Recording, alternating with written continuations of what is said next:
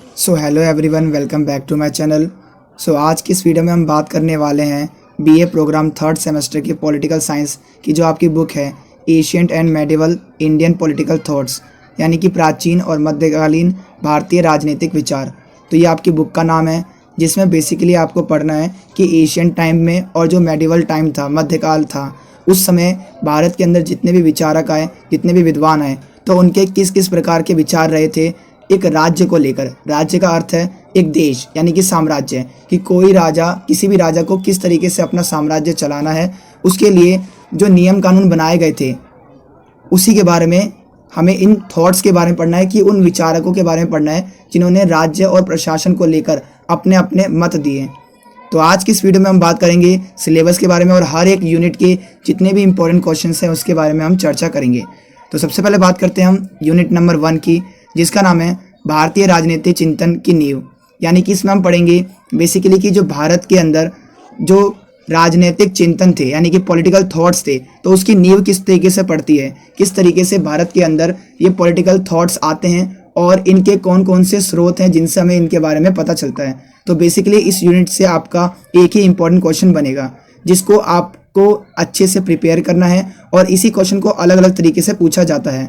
जैसे आप यहाँ पर देख सकते हैं, यहाँ पर लिखा है प्राचीन भारतीय राजनीतिक चिंतन की प्रमुख विशेषताओं का आलोचनात्मक परीक्षण कीजिए।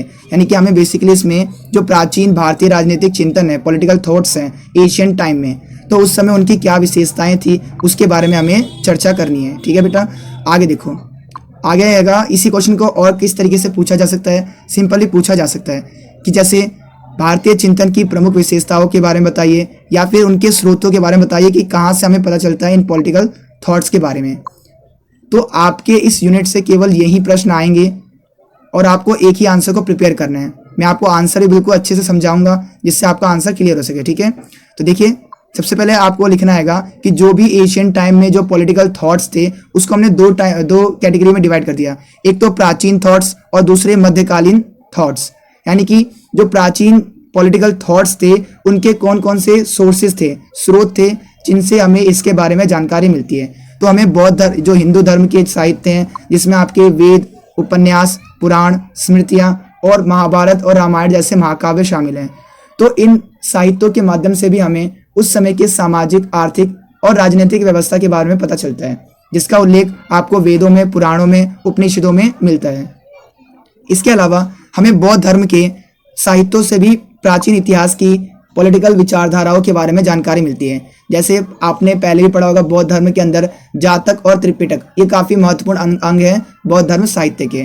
त्रिपिटक के अंदर बौद्ध धर्म के अंदर जो महात्मा बुद्ध थे उनके उपदेश थे, जिनके उपदेशों को 3 ज्ञान की टोकरियों की तरह 3 पिटक बनाए गए, जिनके अंदर उनके उपदेशों को लिखा गया। तो वो 3 पिटक थे, सुत पिटक, विनय पिटक और अभिधम पिटक।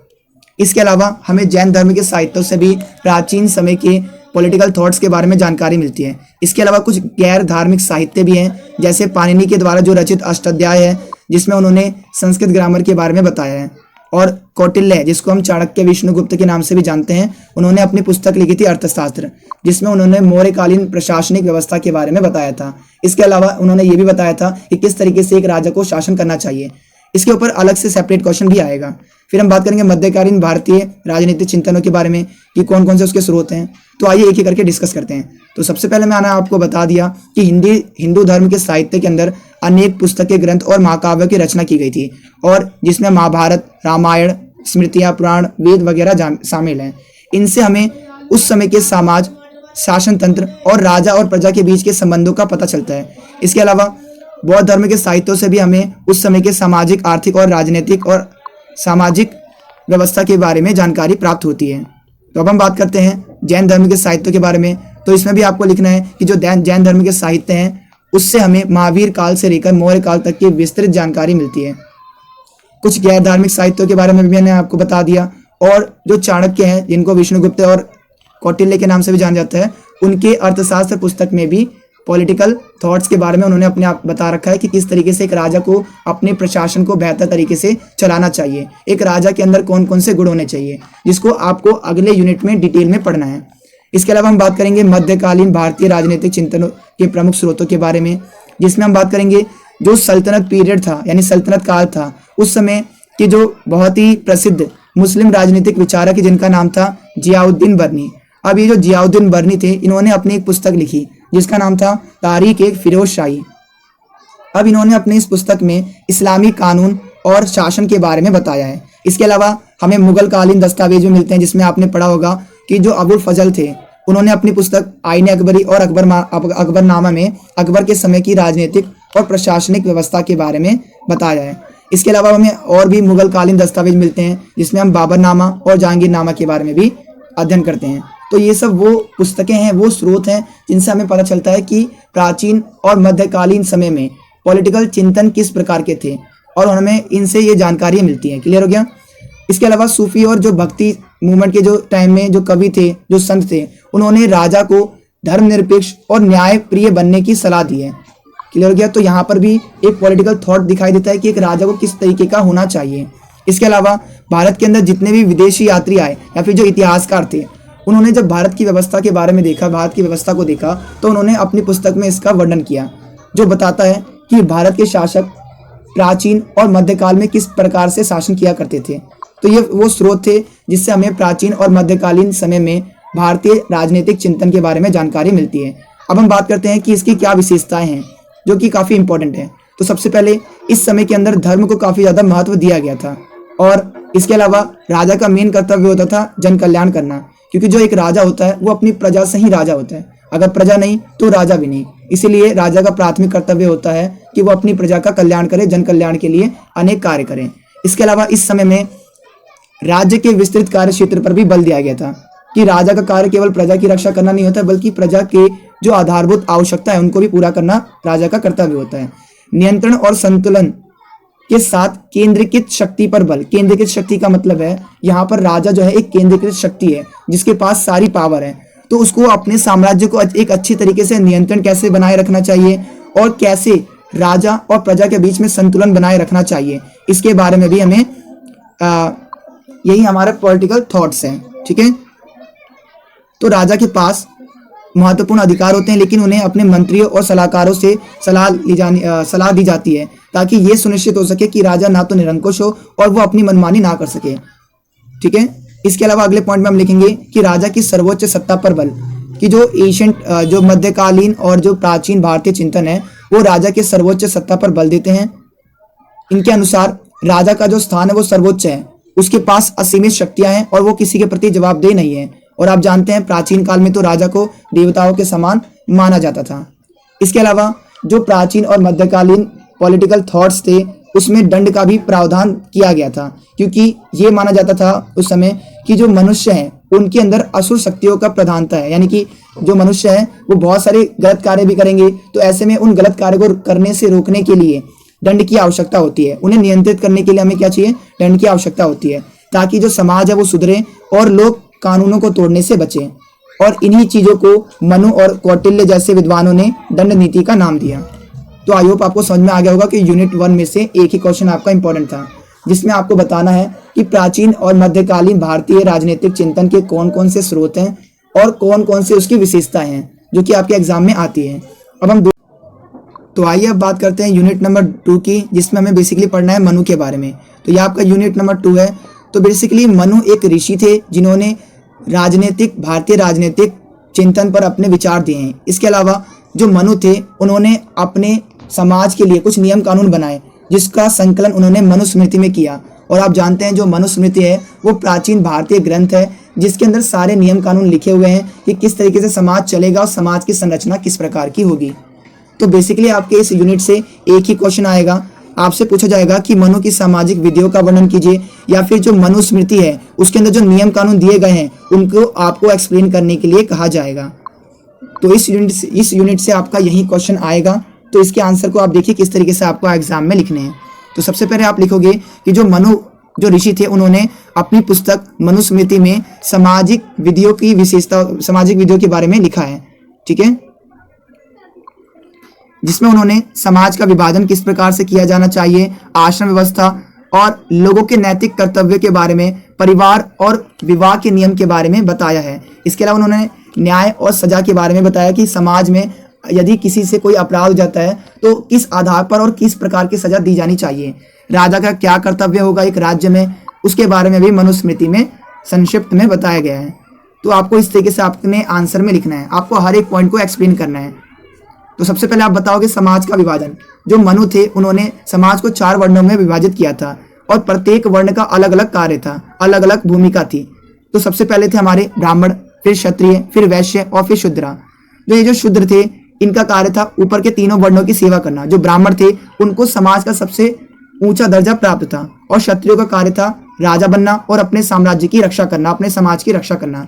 वैश्य बेसिकली व्यापारियों को कहा गया। तो इस तरीके से समाज को बांट दिया गया उनके कार्यों के आधार पर, हालांकि बाद में ये जन्म के आधार पर भी बट गया। दूसरे पॉइंट में हम लिखेंगे आश्रम व्यवस्था, जिसमें बेसिकली बताया गया है कि जो जीवन के जो चरणों के बारे में मनु ने बताया है कि सबसे पहले विद्यार्थी जीवन होता है जिसमें सीखने और ज्ञान प्राप्त करने का समय होता है ये। फिर गृहस्थ का समय आता है जिसमें पारिवारिक जिम्मेदारियों को निभाना होता है। उसके बाद आता है सन्यासी जीवन, जिसमें सांसारिक कर्तव्यों से धीरे धीरे दूर होने लगते हैं और आध्यात्मिकता की ओर ध्यान केंद्रित करना होता है। तो इस तरीके से उन्होंने जीवन के 4 चरणों के बारे में बताया है। इसके अलावा अब हम तीसरे पॉइंट की बात करेंगे, जिसमें हम लिखेंगे नैतिक कर्तव्यों के महत्व के बारे में। कि जो मनु थे उन्होंने धर्म को सबसे महत्वपूर्ण माना और उन्होंने ये कहा कि सभी को अपने धर्म के अनुसार ही चलना चाहिए। यहाँ पर धर्म का मतलब है नैतिक कर्तव्य, यानी कि सभी को अपने नैतिक कर्तव्य का पालन किया जाना चाहिए सभी के द्वारा, जैसे दूसरों का सम्मान करना, अनुशासित रहना और ईमानदारी से अपना कार्य करना।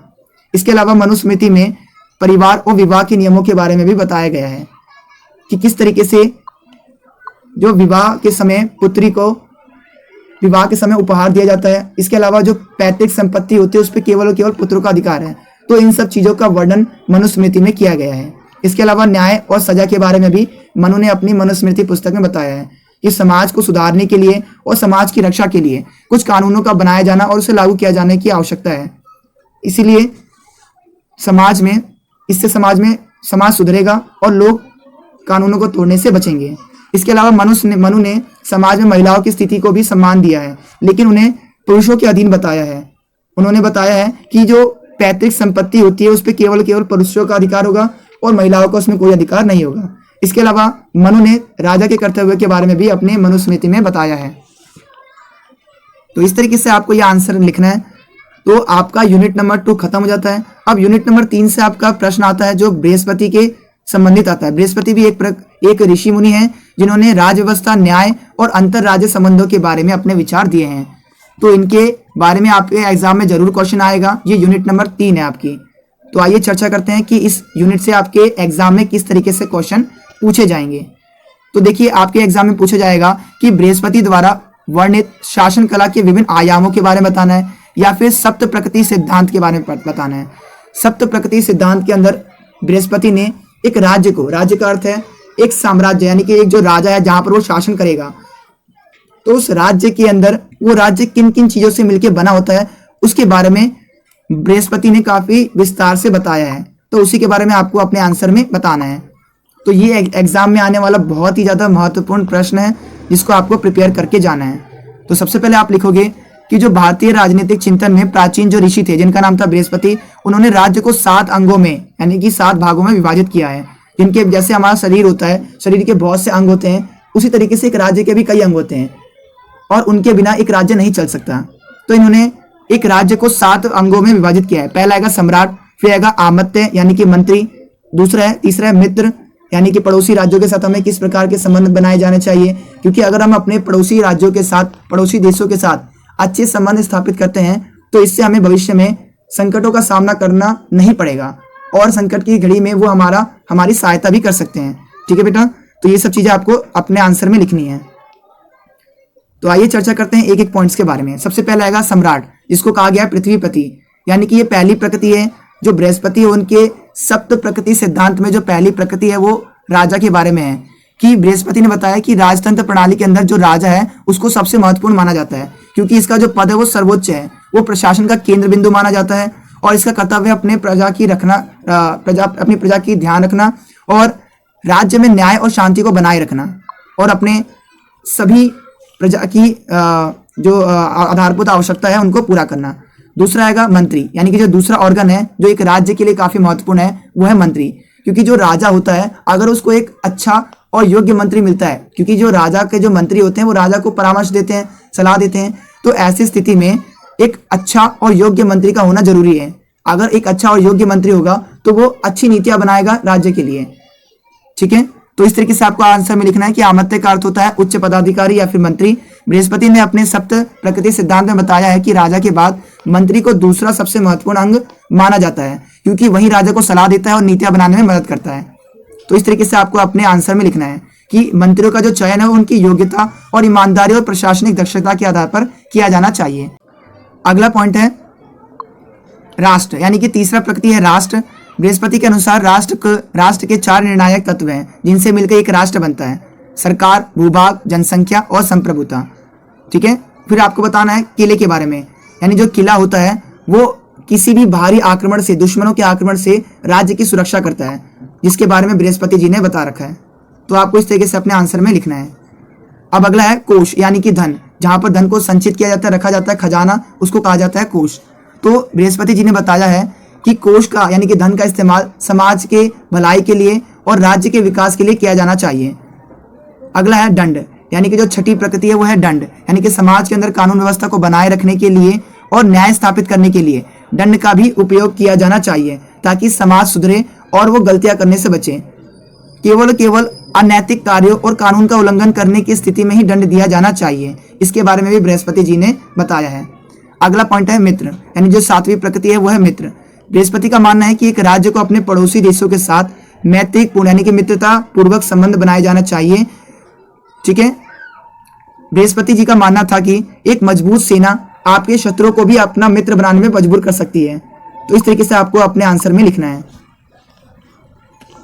तो इस तरीके से ये आपका आंसर खत्म होता है। तो आइए अब चर्चा करते हैं यूनिट नंबर 4 के बारे में। तो यूनिट नंबर 4 है आपका शुक्र नीति। तो शुक्र नीति बेसिकली आचार्य शुक्र की जो नीति ग्रंथ थे उसको कहा गया शुक्र नीति, यानी कि जो शुक्राचार्य थे उन्होंने राजनीति के ऊपर जो अपने विचार दिए उसको उन्होंने अपनी एक पुस्तक में संकलित किया, जिसे कहा गया शुक्ल नीति, जो कि आपका यूनिट नंबर 4 है। और इस यूनिट नंबर 4 से आपका एक ही क्वेश्चन बनेगा, जिसमें आपको बेसिकली शुक्ल नीति में वर्णित राजसत्ता और शासन कला के बारे में बताना होगा कि शुक्ल नीति में राज्य को किस प्रकार से परिभाषित किया गया है और उनका सप्तांग सिद्धांत क्या है। तो बेसिकली मैं आपको एक ऐसा आंसर बना के दूंगा जो आपको किसी भी क्वेश्चन में आपके काम आ जाएगा। क्लियर हो गया? तो ये अलग अलग टाइप के क्वेश्चन पूछे गए हैं, तो आंसर सभी का सेम है। सबसे पहले आपको बताना है शुक्र नीति ग्रंथ के बारे में। जो शुक्र नीति है वो ऋषि शुक्राचार्य द्वारा रचित एक प्रसिद्ध नीति ग्रंथ है, जिसके अंदर उन्होंने सप्त प्रकृति सिद्धांत के बारे में बताया है, जो आज भी प्रासंगिक है यानी उपयोगी है। इसके अंदर उन्होंने बताया है कि राजा और राजा के क्या कर्तव्य होने चाहिए, किस तरीके से एक राज्य को चलाया जाना चाहिए, इसके बारे में उन्होंने बताया है। एक राजा को किस तरीके से शासन करना चाहिए।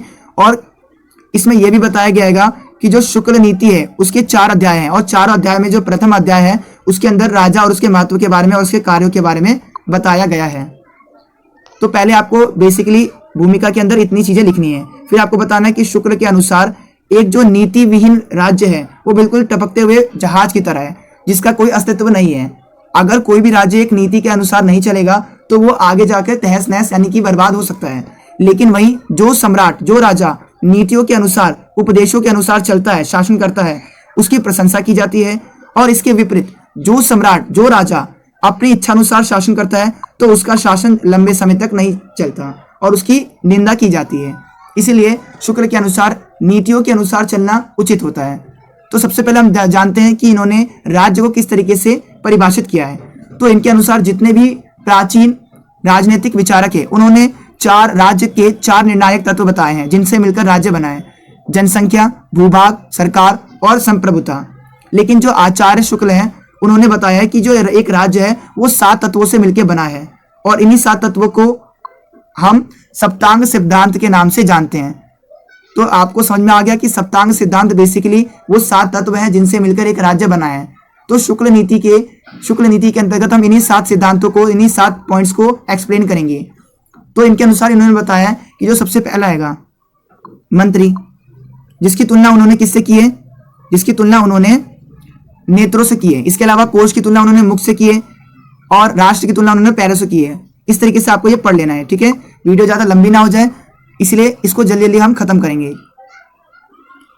फिर हम बात करेंगे कि शुक्ल नीति के अंदर राज सत्ता की अवधारणा के बारे में कि एक राजा की क्या भूमिका होनी चाहिए। तो एक जो राजा होता है वो एक रक्षक के रूप में कार्य करता है। राजा के क्या क्या गुण होने चाहिए इसके अंदर बताया गया है कि राजा न्यायप्रिय होना चाहिए, नैतिक रूप से ईमानदार होना चाहिए, दयालु और लोगों के कल्याण के लिए समर्पित होना चाहिए। इसके अलावा इसके अंदर राजा के कर्तव्य के बारे में बताया गया है कि राजा को किस तरीके से शासन को चलाने के लिए किस किस तरह की क्वालिटी उसके अंदर होनी चाहिए। फिर हम लास्ट में लिखेंगे शासन कला की अवधारणा के बारे में कि शासन किस तरीके से किया जाना चाहिए, कि शासन व्यवस्था में न्याय व्यवस्था किस प्रकार से है। तो शुक्ल नीति में बताया गया कि राजा को निष्पक्ष और जल्दी न्याय करना चाहिए ताकि न्याय में देरी ना हो और न्याय पूरी तरह से निष्पक्ष हो। इसके अलावा इन्होंने प्रशासनिक व्यवस्था के बारे में बताया कि एक अच्छे मंत्री का होना जरूरी है, क्योंकि एक अच्छा मंत्री ही राजा को अच्छी एडवाइजरी दे सकता है। और इस तरीके से उन्होंने अर्थव्यवस्था और सुरक्षा कूटनीति के बारे में भी अपनी इस नीति शुक्ल नीति में बता रखा है। अब हम बात करेंगे यूनिट नंबर 5 के बारे में, जो कि है कौटिल्य के बारे में। तो कौटिल्य का जो राज्य का सिद्धांत है काफी महत्वपूर्ण है। कौटिल्य जिसको हम चाणक्य और विष्णुगुप्त के नाम से भी जानते हैं।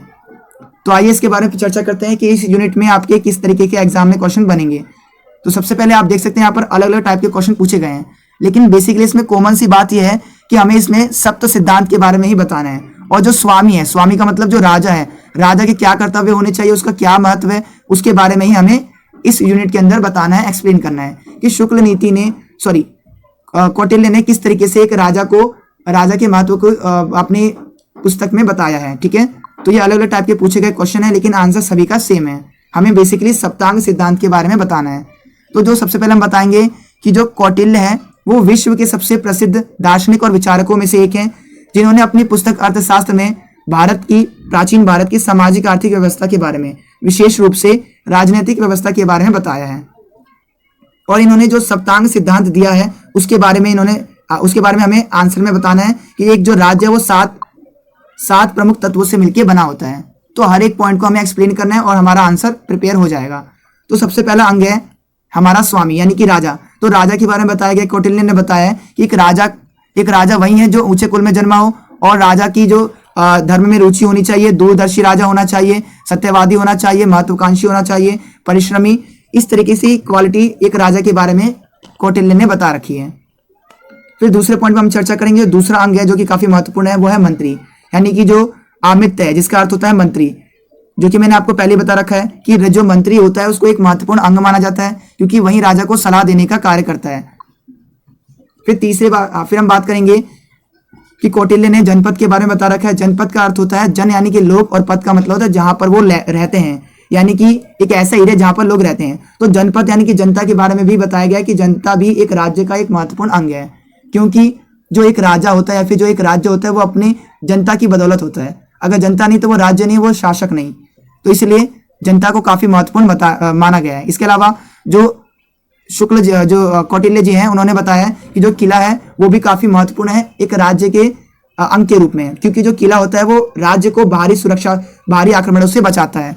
तो कौटिल्य ने दुर्ग का मतलब किले को 4 कैटेगरी में बांटा है।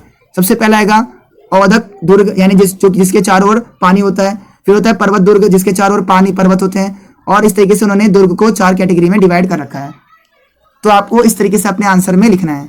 फिर हम बात करेंगे कोष के बारे में, यानी कि धन के बारे में। तो कौटिल्य जी ने बताया है कि जो कर है वो हर एक व्यक्ति से अलग अलग तरीके से लिया जाना चाहिए, यानी कि अगर कोई व्यापारी है तो व्यापारियों से उसके व्यापारिक लाभ का 10वां भाग लिया जाना चाहिए कर के रूप में, और जो किसान है उसकी उपज का 6वां भाग कर के रूप में लिया जाना चाहिए। यानी कि कौटिल्य के अनुसार कर उतना ही लगाना चाहिए जितना जनता उसे आसानी से दे सके। ठीक है, और इन कर के धन का जो इस्तेमाल है वो राज्य के विकास के लिए और जनता के कल्याण के लिए किया जाना चाहिए। तो अगला पॉइंट है सेना, यानी कौटिल्य का मानना है कि एक मजबूत सेना होना जरूरी है एक राज्य के लिए, क्योंकि अगर आपके पास एक मजबूत सेना होगी तो आपके शत्रु भी आपके मित्र बनने पर मजबूर हो जाएंगे। इसीलिए एक मजबूत सेना का होना जरूरी है। अगला पॉइंट है मित्र, यानी कि कौटिल्य का मानना है कि हमें अपने पड़ोसी राज्यों के साथ मित्रता पूर्वक संबंध बनाने चाहिए। तो इस तरीके से आपको ये सारे 7 ऑर्गन्स के बारे में बताना है। अब हम बात करेंगे कि कौटिल्य के जो सप्तांग सिद्धांत है इसके अंदर स्वामी यानी कि राजा के क्या महत्व है। तो आपको बताना है कि एक जो राजा है वो सबसे महत्वपूर्ण अंग है, क्योंकि एक जो राजा है वो एक जनता के रक्षक के रूप में कार्य करता है और उसे धर्म और न्याय का पालन करना चाहिए, एक कौटिल्य के अनुसार कहा गया है। ठीक है, तो आपको इस तरीके से अपने आंसर में ये सारी चीज़ों को मेंशन करना है कि एक स्वामी का क्या महत्व है। तो राजा, जो एक स्वामी होता है, एक जो राजा होता है, वो राज्य का नेतृत्व करता है, प्रजा का कल्याणकारी कार्य करता है, क्योंकि प्रजा की मूलभूत आवश्यकताओं को पूरा करना एक राजा का कर्तव्य है। और एक अच्छे राजा के अंदर क्या क्या गुण होने चाहिए उसके बारे में आपको भी लिखना है अपने एग्जाम में। एक अच्छा राजा ज्ञानवान, साहसी, न्यायपूर्ण और निष्पक्ष होना जरूरी है। तो इस तरीके से आपके 5 यूनिट खत्म हो जाते हैं। तो आई होप आपको ये वीडियो पसंद आई हो। देखिए, वीडियो बनाने में काफ़ी मेहनत लगती है और काफ़ी टाइम लगता है। आपके कई बार कमेंट आ रहे थे, बार बार कमेंट आ रहे थे कि सर इसके आंसर की भी वीडियो बना दीजिए। तो देखिए, मैंने आपके लिए वीडियो बना दी है। हालांकि इसको थोड़ा लेट पब्लिक किया गया है, लेकिन आपको अच्छे से इसको प्रिपेयर कर लेना है, क्योंकि यही क्वेश्चन आपको आपके एग्जाम में देखने को मिलेंगे। तो वीडियो को ज़्यादा से ज़्यादा शेयर जरूर कीजिएगा। Thank you for watching this video.